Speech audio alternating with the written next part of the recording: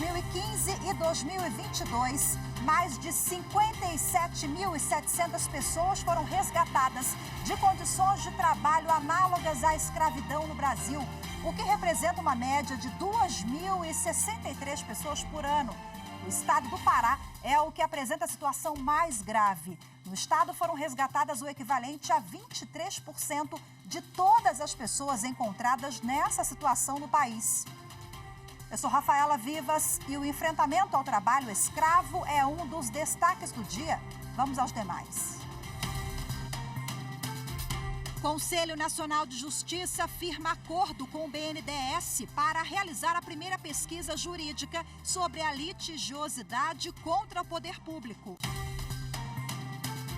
Corregedoria Nacional de Justiça instaura reclamação contra juiz que mandou prender mãe de vítima em audiência.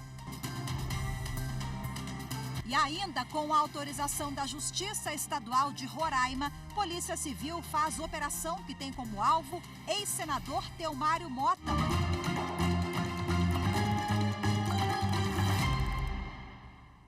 A Corregedoria Nacional de Justiça determinou a abertura de reclamação disciplinar para apurar a conduta do juiz Vladimir Perry, do Tribunal de Justiça do Mato Grosso. Em audiência na 12ª Vara Criminal de Cuiabá, o magistrado deu voz de prisão à mãe de uma vítima que se manifestou contra o acusado de assassinar seu filho. Na decisão, o Corregedor Nacional de Justiça, ministro Luiz Felipe Salomão, cita que não foram observadas as determinações do protocolo para julgamento com perspectiva de gênero, regulamentado por resolução do CNJ.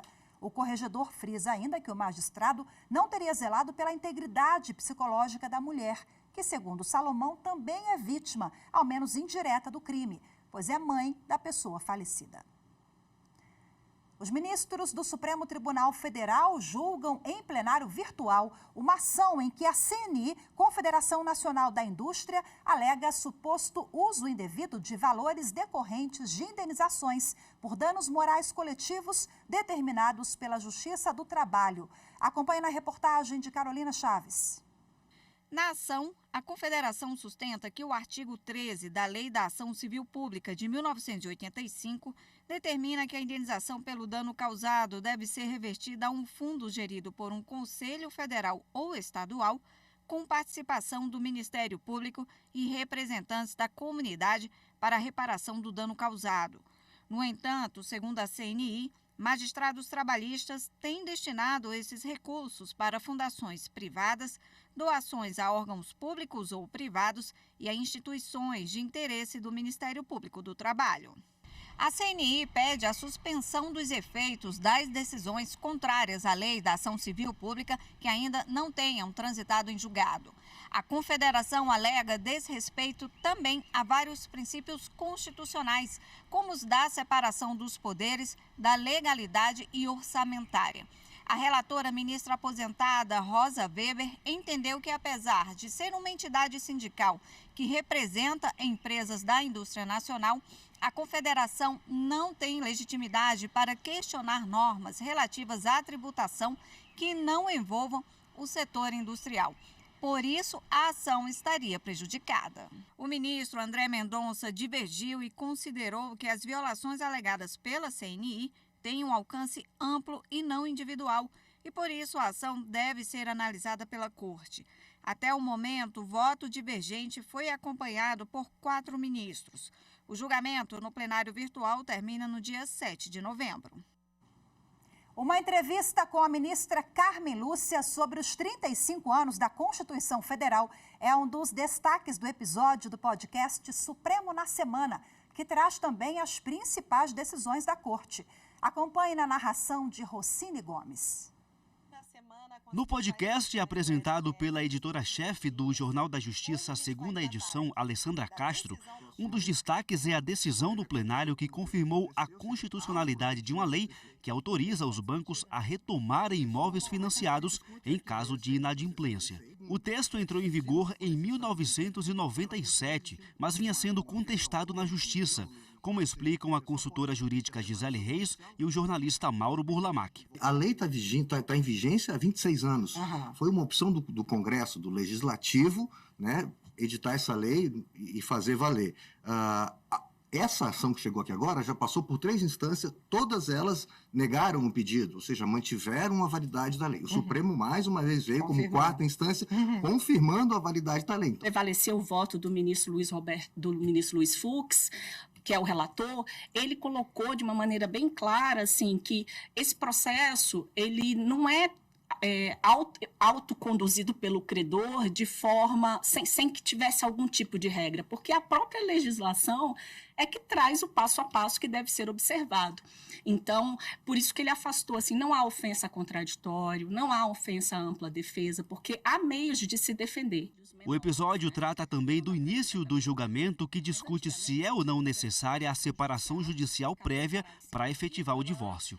Em 2010, uma emenda à Constituição retirou essa exigência, mas ela foi mantida no texto do Código Civil. No Supremo Tribunal Federal, a gente, por enquanto, está num placar provisório. Todos entenderam até agora, os ministros, todos os que votaram, que esse prazo não se exige mais. Não precisa ter 2 anos ou um ano separado, 2 anos separado de fato. Isso não se aplica mais, porque a própria Constituição Federal, com a alteração em 2010, por meio desta emenda constitucional 66, ela trouxe aí uma norma que já tem aplicabilidade imediata. O podcast traz ainda uma entrevista da secretária de Comunicação do STF, Mariana Oliveira, com a ministra Carmen Lúcia, sobre os 35 anos da Constituição Federal. A prioridade de uma Constituição numa democracia, claro, é o ser humano. E, neste sentido, essa é uma inovação importante. Você acompanha o podcast Supremo na Semana no canal do STF no YouTube. O Tribunal Superior Eleitoral vai retomar nesta terça-feira o julgamento de 3 ações contra o ex-presidente Jair Bolsonaro sobre suposto abuso de poder nas comemorações do bicentenário da independência, no dia 7 de setembro do ano passado, durante a campanha eleitoral. O placar está em 2-1 pela condenação e 4 ministros ainda vão votar.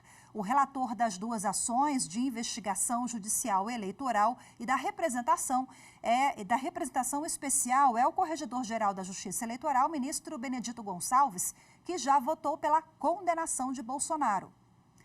Bom, o candidato a vice, Braga Neto, também é citado nas ações que foram apresentadas pelo Partido Democrático Trabalhista, PDT, e pela também candidata à presidência no ano passado, Soraya Tronic. A sessão plenária desta terça está marcada para começar às 7 horas da noite, com transmissão ao vivo pela Rádio e TV Justiça e também pelo canal da Justiça Eleitoral no YouTube.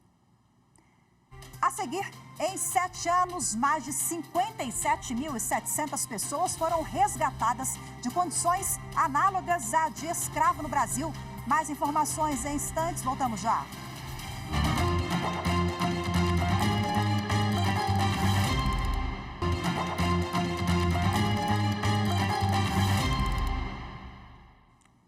Com a autorização da Justiça Estadual de Roraima, a Polícia Civil realiza a Operação Caçada Real e cumpre 3 mandados de prisão e 7 de busca e apreensão. O objetivo é esclarecer a execução de Antônia Araújo Souza, de 52 anos, que ocorreu no dia 29 de setembro deste ano em Boa Vista. Bom, a Polícia Civil de Roraima tenta prender em Brasília o ex-senador Telmário Mota, suspeito de ligação com o assassinato de Antônia Araújo de Souza, que é mãe de uma das filhas dele, que no ano passado o acusou de estupro. Antônia foi assassinada com um tiro na cabeça. De acordo com informações da Polícia Civil, essas informações indicam que o ex-senador está em Brasília, onde policiais tentam localizá-lo. Além do senador, são alvos da operação um sobrinho dele e um homem suspeito de dar o tiro que matou Antônia. Muita gente muda de país em busca de uma vida mais promissora. Em muitos casos, recebem propostas supostamente vantajosas de emprego e boa remuneração. Mas nem sempre a oferta condiz com a realidade e se tornam vítimas do tráfico de pessoas e do trabalho escravo. A reportagem especial é de Pablo Lemos. Você vai ganhar muito bem, o dobro daqui e uma vida melhor. Ele prometeu um lugar para chegar. Eu tinha que trazer sim ou sim meus filhos. Cheguei com eles aqui e, bom, a história mudou. Além dos desafios durante a passagem pela fronteira entre a Bolívia e o Brasil, Nina, como prefere ser chamada, teve de enfrentar outra travessia: o trabalho análogo à escravidão em uma oficina clandestina de costura na cidade de São Paulo. Quando chegou o cara lá, ao Largo de Concórdia, ele não aceitou meus filhos. Ele falou claramente que para trabalhar com crianças não aceitam porque é um prato de comida a mais e cada temos que trabalhar para nosso prato de comida. Como não queria o cara nos receber, eu tive que me humilhar, suplicar para ele, pelo menos essa noite, ter um lugar para passar com meus filhos. Mas aquela noite acabou se estendendo por quase um ano, com mais de 15 horas diárias de trabalho. O salário era de apenas R$400 por mês. E os filhos, ainda pequenos, eram explorados em troca de um prato a mais de comida. A boliviana chegou a receber abrigo de parentes que moram na capital paulista, mas não se sentiu acolhida. A libertação de tantas humilhações veio de fato quando ela conseguiu a documentação necessária para viver de forma legal no Brasil. Com algumas economias, começou a fabricar peças de roupas por conta própria em uma casa alugada, quando se casou e teve outro filho. Mas o que impulsionou a busca por uma vida melhor foi a informação. Por meio do projeto Tecendo Sonhos, ela aprendeu sobre direitos humanos e empreendedorismo e foi conectada a uma organização que assessora oficinas de costura, o Instituto Alinha. A gente tem uma formação complementar ao Tecendo Sonhos, que é mais focada em segurança do trabalho, em relações trabalhistas, dentro do espaço físico mesmo da oficina, né? Para ter certeza que o extintor de incêndio, para ter certeza que a cadeira ergonômica, para ter certeza que a instalação elétrica, tudo está dentro dos conformes. A gente tem uma técnica de segurança do trabalho que faz esse primeiro diagnóstico das necessidades, depois de passar por essa formação que pode levar até 6 meses para implementar de fato as melhorias nas oficinas. A gente faz uma segunda visita para ter certeza que aquela oficina está dentro de todos os padrões de saúde e segurança em relações do trabalho, para então colocar essa oficina dentro de uma plataforma que ele acessa marcas e estilistas que estão procurando oficinas e estão dispostos a pagar um valor justo pela contratação. Para se ter uma ideia, nos últimos 6 anos, houve aumento de 125% de denúncias recebidas pelo Ministério Público do Trabalho sobre esse tipo de violação à dignidade humana. Só no ano de 2022, foram registrados 2.098 casos no país. E até agosto de 2023, os números passaram de 2.500.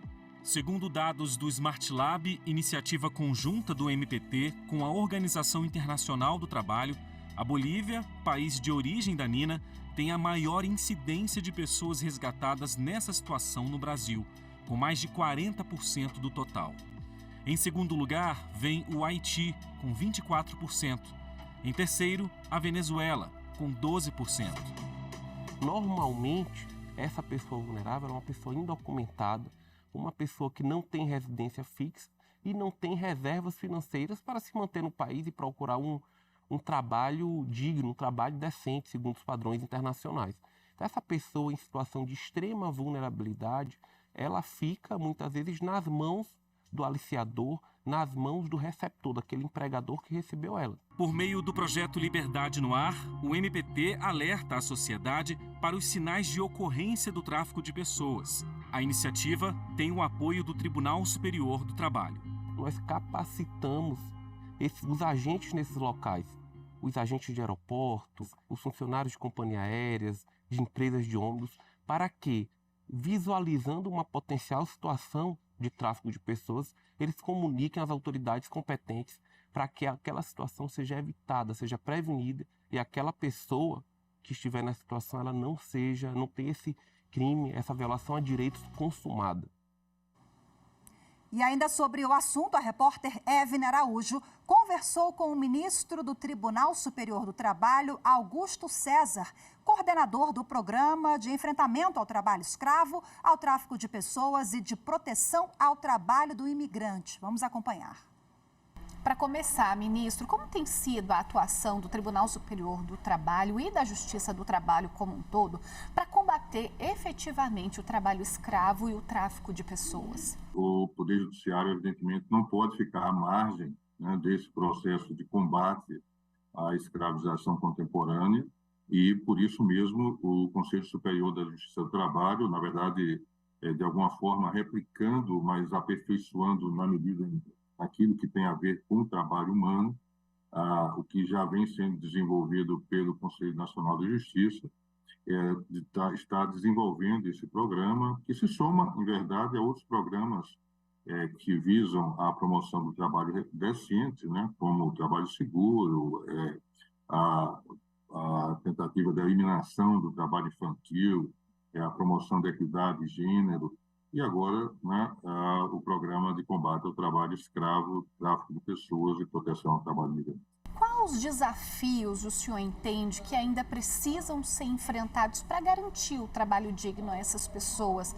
O que nós pensamos, o que nós percebemos, né, aquilo que nós conseguimos já adiantar, avançar no desenvolvimento do programa, que ainda é incipiente, ainda é inicial, é que é absolutamente necessário, primeiro, que nós nos insiramos, né, nós possamos participar de alguma forma das políticas públicas, né, que têm essa mesma finalidade, tanto no âmbito do governo federal, mas também do Conselho Nacional de Justiça, os órgãos que são aliados nesse processo, como o Ministério Público do Trabalho, o Ministério do Trabalho. Então, são políticas públicas que já vêm sendo desenvolvidas e é preciso que o Poder Judiciário esteja atento, né, a essa lástima, né, que são esses flagrantes e que precisam ter uma resposta pronta.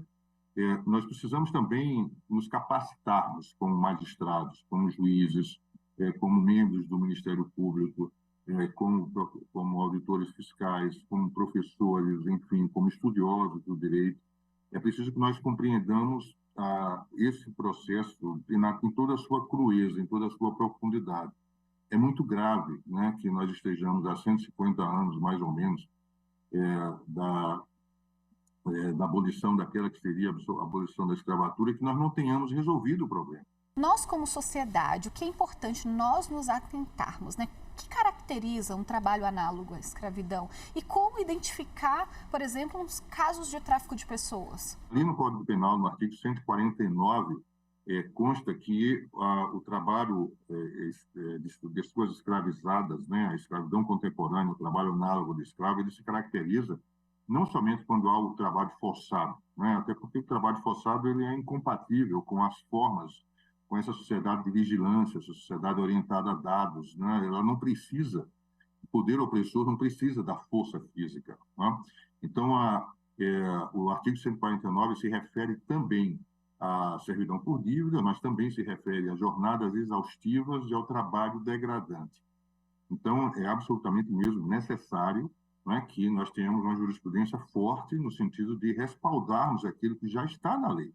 Nós temos uma lei que é uma lei que, um conjunto de normas jurídicas, eu diria, tanto no plano internacional, quanto no plano constitucional, no plano infraconstitucional, que são suficientes para que nós possamos ter um poder judiciário atento, vigilante e, sobretudo, efetivo, né, na resposta a essas situações em que se flagra o trabalho de pessoas escravizadas no Brasil. Para a gente finalizar, ministro, cabe a todos nós, né? Cabe à sociedade, cabe às instituições públicas, cabe ao Poder Judiciário. Esse trabalho incessante, estar sempre atentos para que essas violações não continuem acontecendo, né? É verdade. Eu acho que a palavra mágica e a palavra decisiva talvez seja indignação. Não é possível que alguém veja um ser humano, né, que não tenha o mínimo sentimento de alteridade, uma pessoa que esteja naquela condição absolutamente devastadora, né, da dignidade humana, e não se sinta verdadeiramente incomodado com isso. Então, o Poder Judiciário precisa ser a ressonância desse sentimento de repulsa social.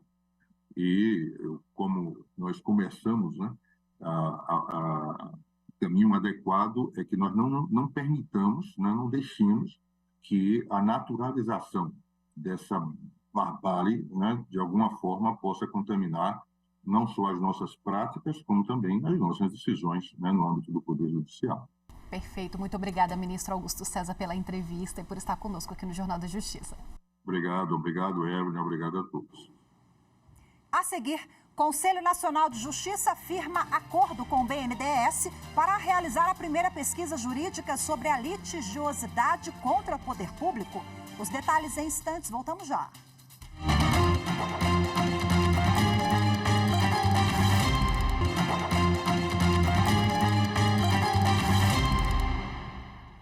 Os presidentes do Supremo Tribunal Federal, ministro Luiz Roberto Barroso, e do Superior Tribunal de Justiça, ministra Maria Tereza de Assis Moura, participaram hoje de um debate sobre o papel do judiciário na garantia do desenvolvimento. O evento foi promovido pelo BNDES, Banco Nacional do Desenvolvimento Econômico e Social. Acompanhe os detalhes com Anderson Arcoverde. O encontro reúne representantes dos tribunais superiores, do Executivo e do Tribunal de Contas da União para discutir o papel das instituições jurídicas na garantia do objetivo constitucional de desenvolvimento. O presidente do BNDES, Aloysio Mercadante, destacou que a segurança jurídica é fundamental para atingir esse objetivo. A democracia também é uma organização social que negocia e incorpora direitos. Isso é essencial, especialmente num país tão desigual, com tanta pobreza e exclusão social como é o Brasil. Por isso é muito importante nós debatermos essa relação direito e desenvolvimento, e aqui no caso específico do BNDES, buscando a segurança jurídica, buscando aprimorar a capacidade de investimento, de financiamento ao desenvolvimento do Brasil. A presidente do Superior Tribunal de Justiça, ministra Maria Tereza de Assis Moura, afirmou que os tribunais superiores têm se esforçado para garantir a segurança jurídica. Ela lembrou os chamados precedentes qualificados e disse que o instrumento tem permitido orientar não só as instâncias inferiores do judiciário brasileiro, mas também os setores da sociedade. No tocante a esses temas, as decisões do tribunal são verdadeiras bússolas a orientar cidadãos e empresas na condução de seus negócios e de suas vidas. Durante o evento, foi assinado um acordo entre o BNDES e o Conselho Nacional de Justiça para realizar a primeira pesquisa jurídica sobre litigiosidade contra o poder público. O levantamento deverá apurar os motivos de o Brasil ser um dos países com maiores números de ações contra o governo. O presidente do Supremo Tribunal Federal e do Conselho Nacional de Justiça, ministro Luiz Roberto Barroso, lembrou os custos desses processos. Só no plano federal, precatórios da ordem de 70 bilhões de reais. E, portanto, entender por que isso acontece, ver quais são as causas e enfrentá-las, porque esse é um dinheiro que o país não está investindo onde deveria investir. Ao falar sobre o papel do judiciário na garantia do desenvolvimento, o presidente do STF lembrou que a própria Constituição já oferece uma agenda a ser cumprida para desenvolver o país. Essa agenda prevê 7 itens: combate à pobreza, retomada do crescimento, prioridade à educação básica, valorização da livre iniciativa e do trabalho, investimento em ciência e tecnologia, saneamento básico e preservação do meio ambiente.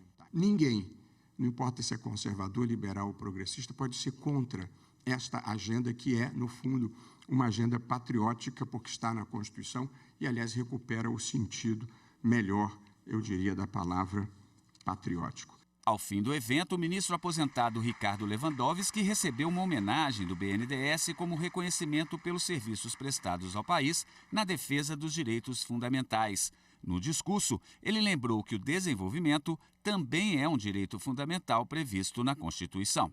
Significa o combate à fome, a erradicação da pobreza, o combate à discriminação de gêneros. E, pasmem, as senhoras e os senhores, é exatamente fomentar instituições sólidas que tenham a capacidade de distribuir justiça social. Bom, nesse evento também foi assinado um convênio para o BNDES ajudar na elaboração do plano de recuperação do sistema carcerário. No início do mês, o Supremo Tribunal Federal reconheceu que o sistema prisional brasileiro viola os direitos fundamentais dos presos previstos na Constituição Federal e determinou que a União elabore um plano para reformular as condições nos presídios. O Judiciário de Mato Grosso realizou mais uma ação em benefício do meio ambiente. Uma parceria entre o Tribunal de Justiça do Estado, a Prefeitura de Cuiabá, o Instituto Ação Verde e a empresa Pactus Transporte garantiu o plantio de 100 mudas de árvores nativas e frutíferas lá no Parque da Família, na capital mato-grossense. A reportagem é de Loriane Vilar. O Parque da Família, na região do bairro Terra Nova, em Cuiabá, agora deve ficar mais arborizado. Uma ação entre o Poder Judiciário de Mato Grosso, Prefeitura de Cuiabá, Instituto Ação Verde e a empresa Pactus Transporte realizou o plantio de 100 mudas de árvores nativas e frutíferas. Funcionários da empresa e familiares aproveitaram a manhã de sábado para participar das atividades do projeto Verde Novo do Juizado Volante Ambiental. Primeiro, eles assistiram a uma palestra, aprenderam na teoria um pouco mais sobre o projeto e como fazer o plantio. Depois, chegou a hora de colocar em prática o aprendizado. Ricardo veio fazer a parte dele e da família. Trouxe as 2 filhas. Eu acho que a ideia é essa, trazer as crianças desde cedo para que elas tenham essa consciência que o planeta a gente só está nele por enquanto, né? Então a gente tem que deixar algo melhor para as gerações futuras. Vai crescer, vai ter frutos. O Parque da Família foi escolhido justamente porque, apesar da grande estrutura, tem poucas árvores no local. Mas esse cenário agora deve começar a mudar. Precisamos adensar a arborização urbana da cidade. Precisamos plantar mais. O clima é quente. Nós não vamos acabar com o aquecimento global, mas vamos reduzir o calor localizado, reduzir as ilhas de calor existentes na cidade. Isso é importante. É essencial que façamos mais plantio, mais arborização urbana, para que esse clima venha ficar mais agradável, trazendo os benefícios adequados, sombreamento, refrigerando o ambiente, umidificando o ar, e com isso a gente também possa ter um ambiente mais agradável para toda a comunidade e, sem dúvida nenhuma, também trazendo saúde física e mental a todos. Hoje ficamos por aqui. Muito obrigada pela sua companhia. Uma ótima tarde, excelente semana para todos nós. Nos vemos amanhã. Tchau, tchau.